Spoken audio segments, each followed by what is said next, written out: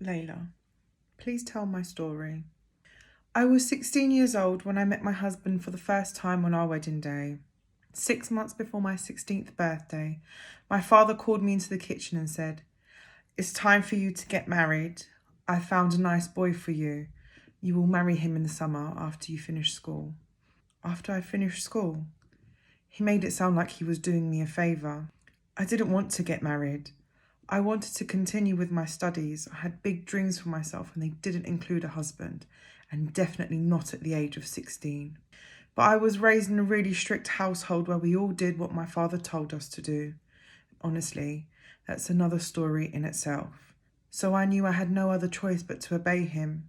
Our engagement pleasantries were exchanged, and in the summer we travelled across England to his hometown for the wedding. I was full of anxiety and anticipation. I knew I would end up living hundreds of miles away from my family.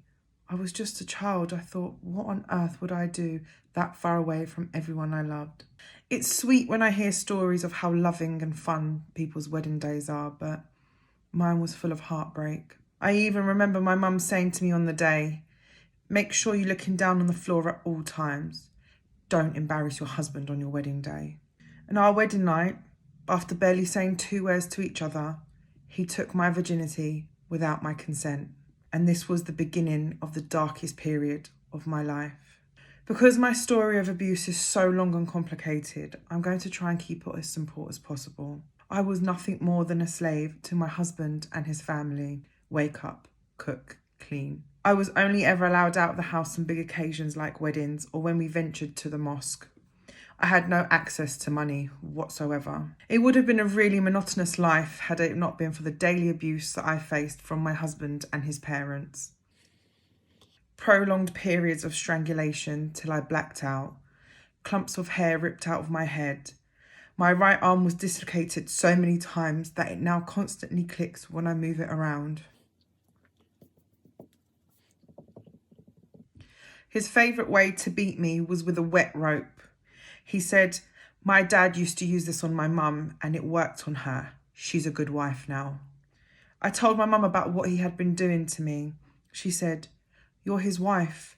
He can do whatever he wants." She told me to never breathe a word of it to anyone.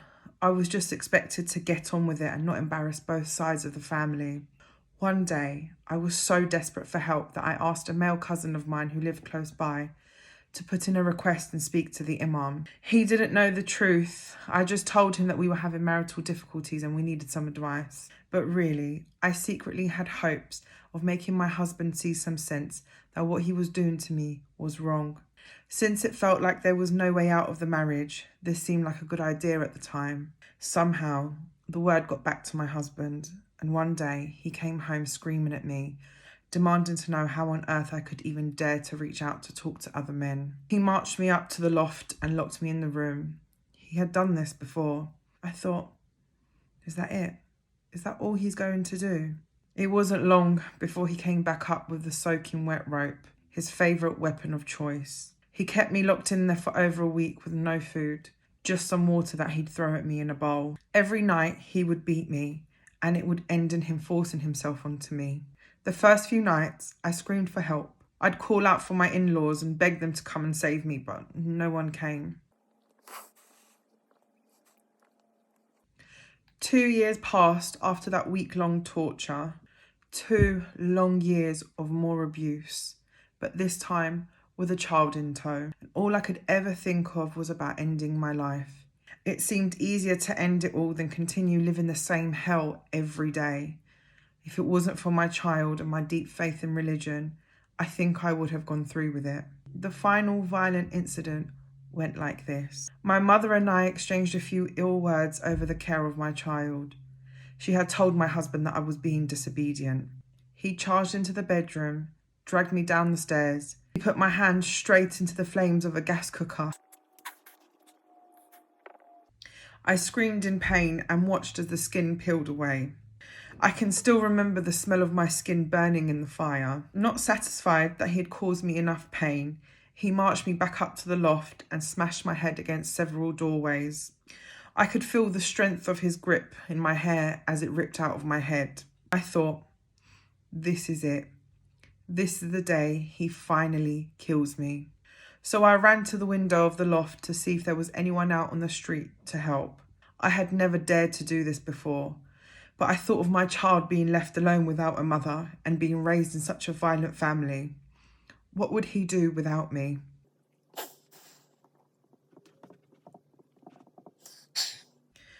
By some pure luck, my neighbours were in their garden. I banged on the window hard, but they didn't hear me. I couldn't open it either. He'd sealed it shut many years before.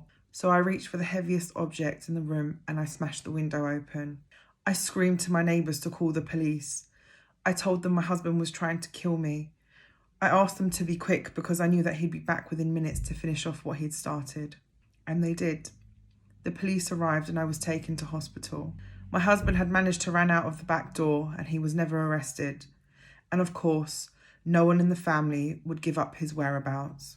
I made a statement and begged the police to get my child from the home. My son spent 3 nights in foster care whilst I was in hospital. The burn on my arm was 3rd degree, so it needed a skin graft.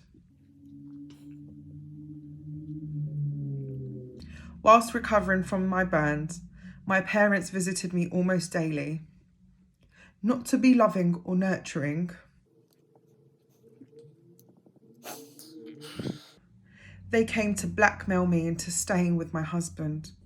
I told them that there was no way I was ever going to go back, and my family never spoke to me again after that.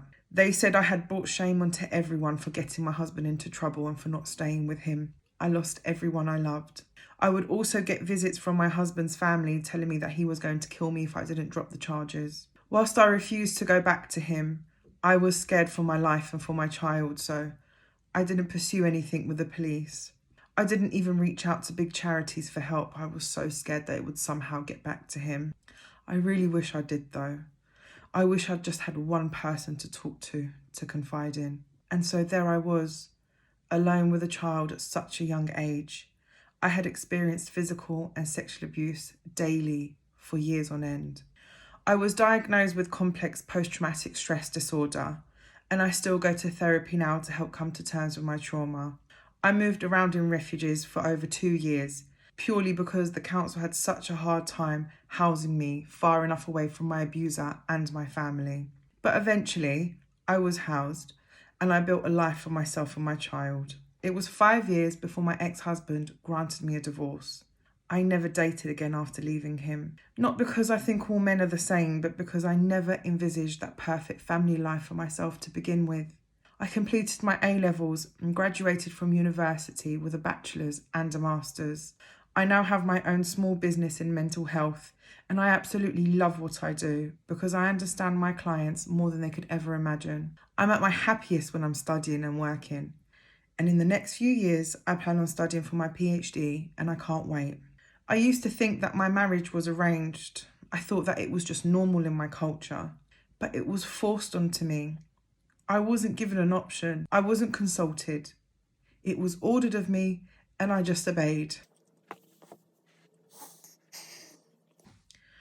And I wish I could say that I was so young and that's why I was oblivious to red flags, but that isn't my story because you see, domestic abuse comes in all different forms.